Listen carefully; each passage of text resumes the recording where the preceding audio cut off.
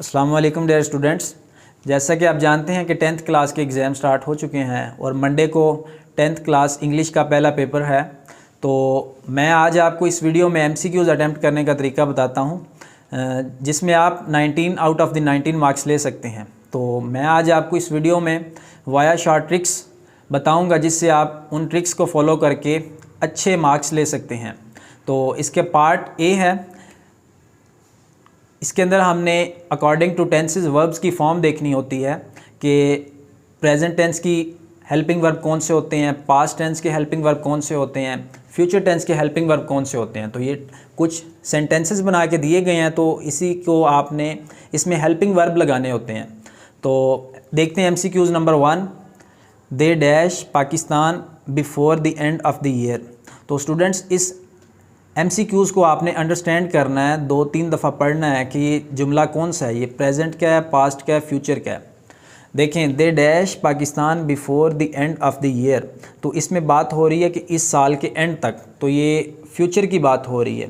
तो इसके लिए इसका ऑप्शन होगा C, they will have left Pakistan before the end of the year. तो इसका ऑप्शन सी होगा। उसके बाद MCQs नंबर 2, the bus dash before we stepped out. तो ये जुमला जो है ये पास्ट टेंस का है, तो क्योंकि इसके दो पार्ट हैं, द बस डैश बिफोर, यहाँ तक एक जुमला है, वो स्टेप्ड आउट ये दूसरा टेंस है। तो ये दो टेंसेस हैं। अगर दूसरे में वर्ब की दूसरे पार्ट में वर्ब की दूसरी फॉर्म है, तो इसका पार्ट ए, उसमें वर्ब की थर्ड फॉर्म यूज़ होनी चाहिए, और वो ये है, इसका ऑप्शन बनेगा A, the bus had stopped before we stepped out. तो उसके बाद MCQs नंबर 3, it dash to rain an hour ago. 1 घंटा पहले की बात है, तो ये पास्ट की बात है। पास्ट में हम वर्ब की दूसरी फॉर्म यूज़ करते हैं, तो इसका ऑप्शन बनेगा D, began. I dash here for 2 hours. तो इसमें टाइम की बात आ रही है, तो टाइम के लिए हैज़ बीन, हैव बीन का इस्तेमाल किया जाता है। तो आई के साथ हमेशा हैव आता है, I have been waiting here for 2 hours. तो इसका ऑप्शन ए बनेगा। MCQs number 5, she has dash him back. तो हैज़ हैव के बाद वर्ब की थर्ड फॉर्म यूज़ की जाती है, तो इसका ऑप्शन बनेगा she has sent. Sent first form, तो उसकी सेकंड फॉर्म और थर्ड फॉर्म होती है सेंट, सेंट। उसके बाद स्टूडेंट्स, इसका ऑब्जेक्टिव का पार्ट बी होता है, जिसमें कुछ वर्ड्स दिए गए हैं, उनकी आपने करेक्ट स्पेलिंग देखने होते हैं, स्पेलिंग करेक्शन देखनी होती है। तो आपने इसको अटैम्प्ट करने का मैं आपको एक ट्रिक बताता हूँ कि अगर कोई ऐसा वर्ड आ जाए जिसके एग्जैक्ट मीनिंग आपको नहीं पता, तो आपने उस वर्ड को 2 से 3 मरतबा प्रोनाउंस करना है, अपनी ज़ुबान पे लेके आना है और उसको 2 से 3 मरतबा प्रैक्टिस करनी है, प्रोनाउंस करना है। तो ऑटोमेटिकली आपका ब्रेन आपको सिग्नल दे देगा कि इसके स्पेलिंग ये हो सकते हैं। जैसा कि प्रोडक्टिव, प्रोडक्टिव का मतलब होता है मयारी, पैदावारी, फलने फूलने वाला। तो प्रोडक्टिव PRODUCTIVE, प्रोडक्टिव। तो प्रोडक्टिव, इसका ऑप्शन बनेगा ए, प्रोडक्टिव। उसके बाद रिस्पॉन्सिबल, रिस्पॉन्सिबल का मतलब होता है ज़िम्मेदार। तो उसके स्पेलिंग क्या बन सकते हैं, इसी वर्ड को आप ज़ुबान पे लेके आएँ और 2 से 3 मरतबा प्रोनाउंस करें। Responsible, RESPONSIBLE, responsible. तो इसका ऑप्शन बनेगा डी, रिस्पॉन्सिबल। एक्सेसिबल, एक्सेसिबल का मतलब होता है काबिल रसाई, जिस तक आप पहुंच सकते हो, आपका एक्सेस हो, किसी वहां तक आपकी अप्रोच हो। तो एक्सेसिबल के स्पेलिंग क्या हो सकते हैं, ASSESSIBLE, एक्सेसिबल। तो इसका ऑप्शन बनेगा सी। इसके बाद इंटरसीड, इंटरसीड का मतलब होता है मुदाखलत करना, उसके अंदर शामिल होना। तो इसके स्पेलिंग एग्जैक्ट क्या हो सकते हैं, इसी वर्ड को आप ज़ुबान पे लेके आएँ, 2 से 3 मरतबा प्रैक्टिस करें, तो आपका ब्रेन आपको ऑटोमेटिकली सिग्नल देगा कि इसके ये स्पेलिंग हो सकते हैं। Intercede, INTERCEDE, intercede. तो इसका ऑप्शन होगा ए, इंटरसीड। उसके बाद स्टूडेंट्स, पार्ट सी आ जाता है, जिसके अंदर आपने सिनोनियम और एंटोनियम देखने होते हैं, या अंडरलाइन कुछ वर्ड दिए होंगे, उनसे रिलेटेड आपने वर्ड्स देखने होते हैं। तो ये मोस्ट इंपॉर्टेंट पार्ट है, इसको अच्छे से समझना भी है और अटैम्प्ट भी करना है। The antonym of mighty is, underline word mighty है। माइटी का मतलब होता है मजबूत, ताकतवर, तवाना। तो इसका उलट क्या हो सकता है? वीक। वीक का मतलब होता है कमज़ोर। मॉकिंग, मॉकिंग का मतलब होता है नकल उतारना, किसी की मजाक करना, मिर्की करना। तो ग्रैंड, ग्रैंड का मतलब होता है वसी, आलीशान, अजीमुल शान, बहुत बड़ा, वसी पैमाने पर। इसी तरह ऑप्शन डी, डी का मतलब होता है स्ट्रॉन्ग, मजबूत, ताकतवर। तो उसने यहाँ पे पूछा है एंटोनियम ऑफ माइटी। माइटी होता है मजबूत, ताकतवर, उसका उलट होगा वीक। तो ऑप्शन ए बनेगा इसका। इसी तरह the synonym of critical is, critical का मतलब होता है नाजुक सूरत हाल, ख़तरे में, बड़ी डेलिकेट सिचुएशन होती है। तो उसका सिनोनियम क्या हो सकता है? कनिंग, कनिंग का मतलब होता है मकार। सीरियस, सीरियस का मतलब होता है संजीदा। प्लीजेंट, प्लीजेंट का मतलब होता है खुश, हैप्पी सिचुएशन। टायरिंग, टायरिंग का मतलब होता है थका हुआ। तो इसका क्या बन सकता है? इसका ऑप्शन बनेगा बी, सीरियस। क्रिटिकल, उसका सिनोनियम क्या हो सकता है? सीरियस। इसी तरह MCQs number 12, the synonym of lovely is, underline word lovely है। तो लवली का सिनोनियम क्या हो सकता है? लवली का मतलब होता है प्यारा, खूबसूरत। तो ऑप्शन में देखते हैं, लॉयल, लॉयल का मतलब होता है वफ़ादार। अगली, बदसूरत, ब्यूटीफुल, खूबसूरत। अनईज़ी, जो कंफर्टेबल ना हो। तो इसका सिनोनियम हो सकता है ब्यूटीफुल। तो ऑप्शन सी बनेगा इसका। डिस्टिंक्ट, डिस्टिंक्ट का मतलब होता है वाज़े, साफ, शफाफ, नुमायाँ, जिसमें क्लैरिटी हो। तो उसका मतलब होता है डिस्टिंक्ट मीन्स। ऑप्शन में है डेंजरस, डेंजरस का मतलब होता है ख़तरनाक। डिफ़िकल्ट, डिफ़िकल्ट का मतलब होता है मुश्किल। डिसाइडेड, डिसाइडेड का मतलब होता है फ़ैसला करना। मार्क्ड, मार्क्ड का मतलब होता है वाज़े करना, निशानदही करना, एक बहुत बड़ा क्लैरिटी के साथ उसको मार्क कर दिया जाता है। तो इसका मीनिंग भी यही बनता है, option D, marked. The synonym of foe is, ये एक टर्म यूज़ होती है इंग्लिश में, पेयर ऑफ वर्ड्स भी हैं, फोए, फ्रेंड एंड फोए। तो the synonym of foe is faithful. Faithful का मतलब होता है पुख्ता अकीदा रखने वाला, कामिल ईमान। फेयर, फेयर का मतलब होता है इंसाफ। एनिमी, एनिमी का मतलब होता है दुश्मन। सिंसेयर, सिंसेयर का मतलब होता है मुखलस। तो इसका सिनोनियम क्या हो सकता है फोए का? एनिमी। तो फोए का मतलब भी दुश्मन होता है और एनिमी का मतलब भी दुश्मन होता है। स्टूडेंट्स, इसका आखिरी पार्ट डी, और ये मोस्ट इंपॉर्टेंट है, इसमें आपने ग्रामर का यूज़ करना है। और ग्रामर का यूज़ बहुत से स्टूडेंट्स इसमें बहुत से एमसीक्यूज़ गलत कर देते हैं। तो इसको आप वाया कंसेप्ट समझें। अगर आप इस वीडियो को अच्छे से समझ लें तो ये वीडियो एट दी एंड आपके लिए बहुत हेल्पफुल होगी। तो आपने इसको, इस पार्ट को बहुत अच्छे तरीके से समझना है। अब मैं आपको इसको कॉम्प्रिहेंसिवली बताता हूँ कि किस तरह अटैम्प्ट करना है।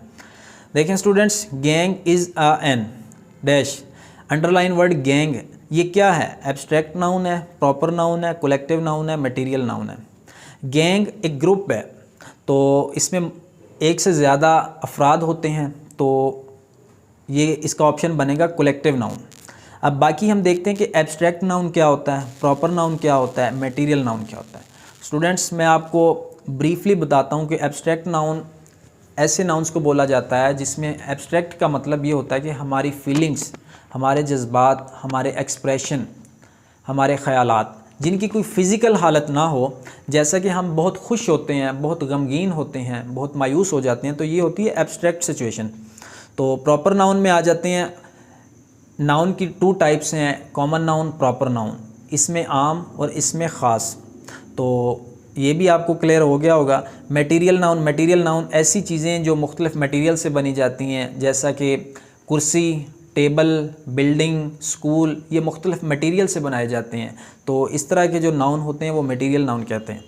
तो यहाँ पे गैंग, गैंग अफराद का ग्रुप होता है। तो वहाँ पे कलेक्टिव नाउन कि बहुत सी चीज़ों को, बहुत से अफराद को कलेक्ट किया गया है, मजमूआ है, तो वो कलेक्टिव नाउन कहलाएगा।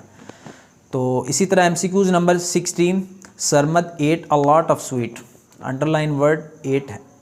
तो ये क्या है? Modal verb, intransitive verb, regular verb, transitive verb.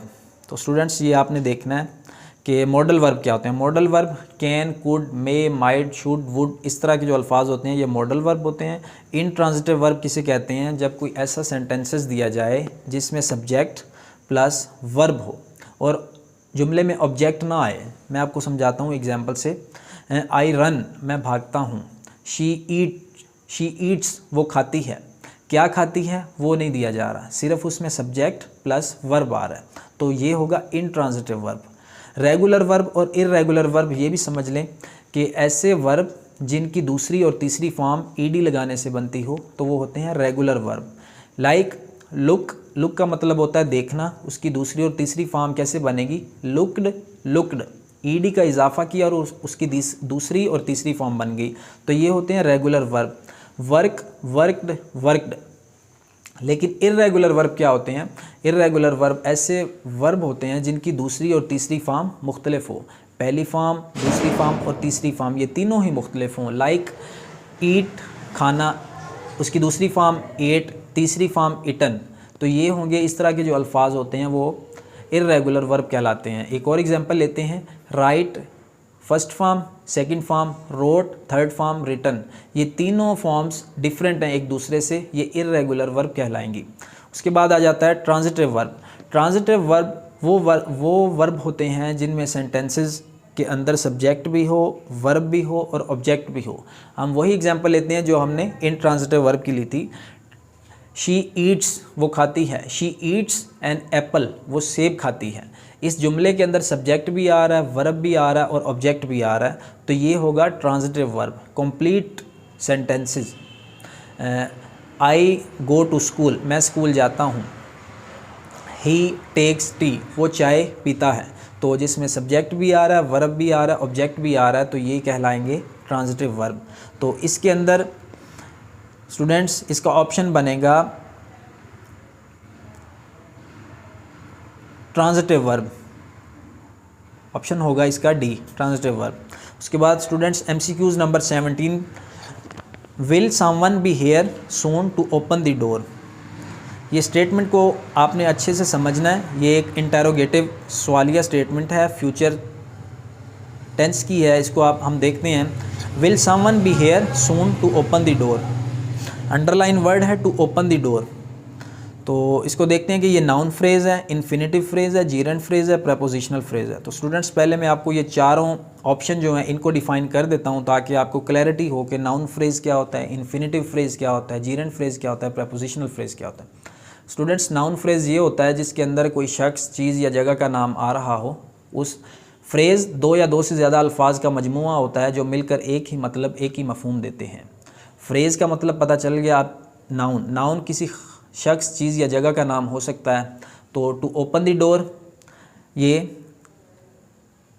Underline word है, इसको अभी हमने रिलेट करना है इन ऑप्शंस के साथ। इन्फिनेटिव फ्रेज़ ऐसी फ्रेज़ होती है, इन्फिनेटिव का मतलब पहले समझें। इन्फिनेटिव होता है टू प्लस वर्ब की फर्स्ट फॉर्म आ रही हो, जैसा कि I want to eat mangoes. इस जुमले के अंदर दो वर्ब्स का इस्तेमाल किया गया। आई वांट का मतलब ये भी एक वर्ब है, चाहना। टू ईट ये भी एक वर्ब है। जो हमने यूज़ की ना टू प्लस वर्ब, ये होगा इन्फिनेटिव। तो इसमें भी स्टूडेंट्स देखें, टू ओपन ये भी टू प्लस वर्ब की फर्स्ट फॉर्म यूज़ हो रही है, तो ये इन्फिनेटिव फ्रेज़ होगी। उसके बाद चलते हैं जीरेंट फ्रेज़। जब जीरेंट का मतलब होता है कि जब वर्ब की आईएनजी फॉर्म नाउन के तौर पर जुमले में सब्जेक्ट या ऑब्जेक्ट की जगह इस्तेमाल हो रही हो, तो उसे हम कहते हैं जीरेंट फ्रेज़।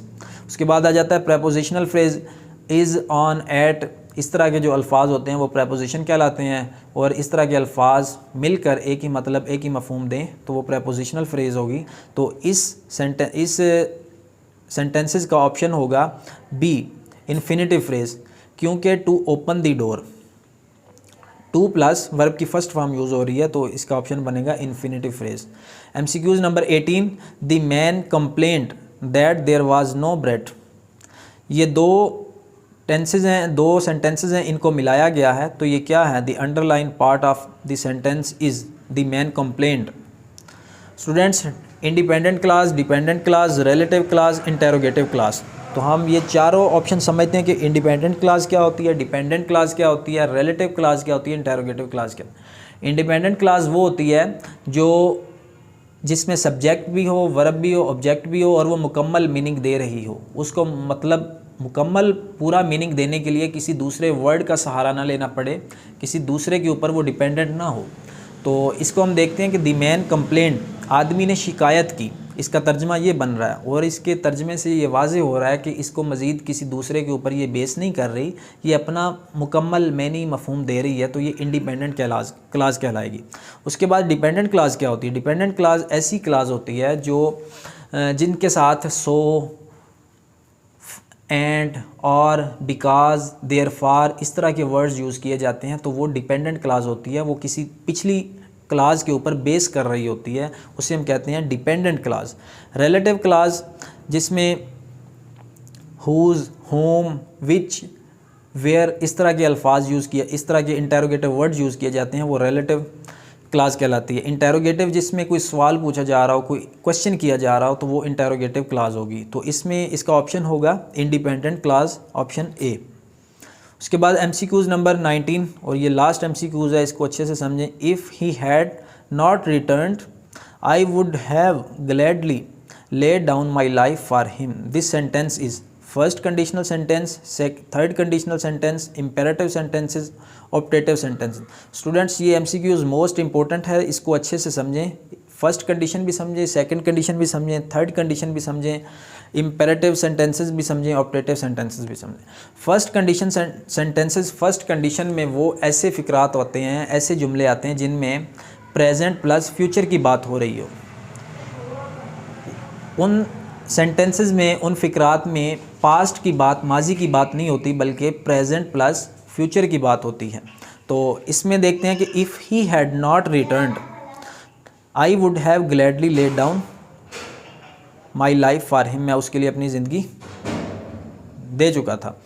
तो ये फर्स्ट कंडीशन नहीं है, बल्कि ये थर्ड कंडीशन है। थर्ड कंडीशन का एक ट्रिक रख लें कि उसमें हैड प्लस थर्ड फॉर्म और दूसरा would have plus third form का यूज़ किया जाता है। और इसमें किसी रिग्रेट, किसी पछतावे का, जो माजी में कोई काम आप किसी वजह से ना कर सके हों और आप उस चीज़ का पछतावा महसूस कर रहे हैं, रिग्रेट हो रहा है, तो वो होती है थर्ड कंडीशनल सेंटेंसेस। डेफिनेटली ये भी थर्ड कंडीशनल है। If he had not return, अगर वो वापस ना आ चुका होता, I would have gladly laid down my life for him, तो मैं खुशी के साथ अपनी ज़िंदगी उसके लिए दे चुका होता। तो दिस सेंटेंसेस क्या बनेगा? फर्स्ट कंडीशन में तो प्रेजेंट प्लस फ्यूचर की बात होती है, ये नहीं होगा। थर्ड कंडीशनल सेंटेंसेस, डेफिनेटली ये थर्ड कंडीशनल सेंटेंसेस ही है। बाकी इंपेरेटिव सेंटेंसेस वो जुमले होते हैं, वो फ़िक्रात होते हैं जिनमें किसी काम का हुक्म दिया जाता है या किसी काम से मना किया जाता है। सच एज़ दरवाज़ा खोलो, पानी दो, यहाँ से जाओ, इस तरह के जो अल्फाज होते हैं ना, छोटे छोटे फ़िक्रात होते हैं जिनमें हम किसी ऑर्डर देते हैं या किसी काम से मना करते हैं, तो वो इंपेरेटिव सेंटेंसेस कहलाते हैं। उसके बाद ऑप्टेटिव सेंटेंसेस ऐसे फ़िक्रात होते हैं जिनमें कोई दुआ दी जाती है, कोई विश दी जाती है, तो वो ऑप्टेटिव सेंटेंसेस कहलाते हैं। तो स्टूडेंट्स, आई होप कि ये वीडियो आपके लिए बहुत हेल्पफुल होगी। इसको अच्छे से समझें, जो ट्रिक्स बताई हैं इनको 2 से 3 मरतबा रिपीट करें, प्रैक्टिस करें, तो आप फाइनल एग्ज़ाम में अच्छे मार्क्स ले सकते हैं। वीडियो अच्छी लगे तो इसको लाइक, कमेंट एंड शेयर ज़रूर करें। Thank you.